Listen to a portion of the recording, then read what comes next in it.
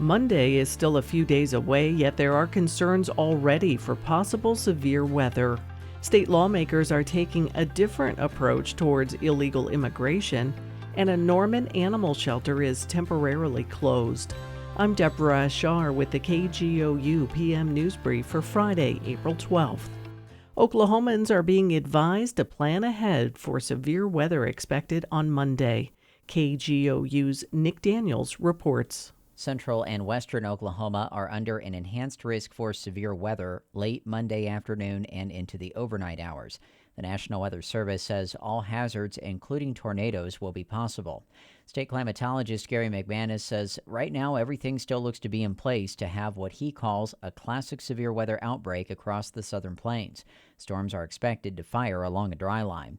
The Weather Service encourages Oklahomans to prepare now for severe weather. Ensure storm shelters are cleaned out and ready for use. Check flashlights and batteries, and have multiple ways to receive weather warnings. I'm Nick Daniels. State lawmakers are creating a new crime to try to combat illegal immigration. State Capitol reporter Lionel Ramos has details on a proposal punishing people for entering and remaining in the state without legal permission. The new crime is called impermissible occupation.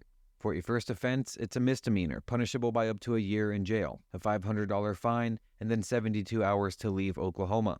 For a second offense, it's a felony charge, up to 2 years in prison and a $1,000 fine. House Speaker Charles McCall is leading the effort. He says the soon-to-be-filed bill uses language upheld by federal courts.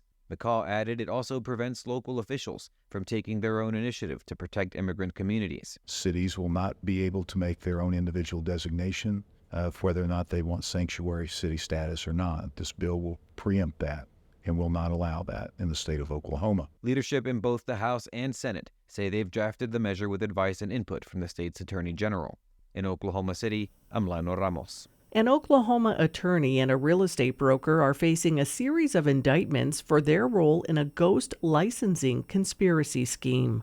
Oklahoma Public Media Exchange's Anna Pope reports the charges are for their work in black market marijuana operations in the state. The 8-count indictment accuses politically connected attorney Matt Stacy and real estate broker Chong-Yo Fu of drug conspiracies.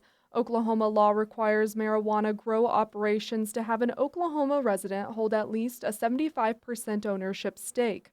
According to the indictment, Fu and Stacy lied on marijuana farm license applications on behalf of black market traffickers. The pair would help them evade residency requirements to establish the farms.